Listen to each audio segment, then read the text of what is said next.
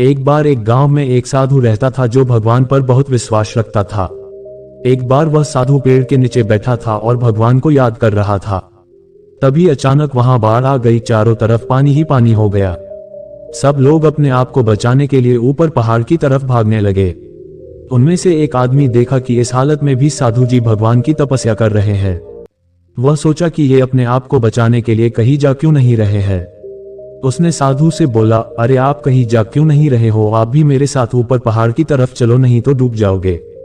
साधु बोले, अरे हमें क्या होगा, मैं भगवान की इतनी तपस्या करता हूँ, मुझे कुछ नहीं हो सकता, मुझे भगवान अपने आप बचाएगा। धीरे धीरे पानी साधु के कमर तक आ गया। अब लोग वहां से नाव लेकर निकलने लगे तो उनमें से एक ने साधु से कहा, अरे पानी आपके कमर तक आ गया है, आप हमारे साथ चलो। तो साधु ने कहा कि नहीं नहीं, भगवान मुझे अपने आप बचाएगा, और वह नाव वाला भी वहां से निकल गया। कुछ देर बाद पानी इतना बढ़ गया कि साधु के सर तक पहुंच गया और अब लोगों को बचने के लिए हेलीकॉप्टर निकलने लगे।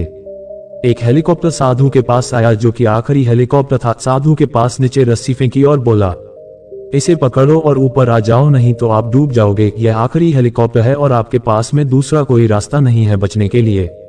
साधु ने कहा, ये रस्सी वापस ऊपर खींच लो और आप चले जाओ, मुझे भगवान के ऊपर पूरा भरोसा है, वह मुझे बचा लेगा। पानी काफी ऊपर आ गया, पेड़ डूब गया और साधु की भी डूबने से मौत हो गई। मरने के बाद साधु भगवान के पास गया और बोला, हे भगवान, मैंने पूरी जिंदगी आपकी तपस्या की, मैंने सारा जीवन आपकी आराधना करने में लगा दिया, इतने भरोसे के साथ इंतजार किया कि तुम मुझे बचाने आओगे, लेकिन वहां मेरी डूबकर मौत हो गई और तुम नहीं आए, ऐसा क्यों?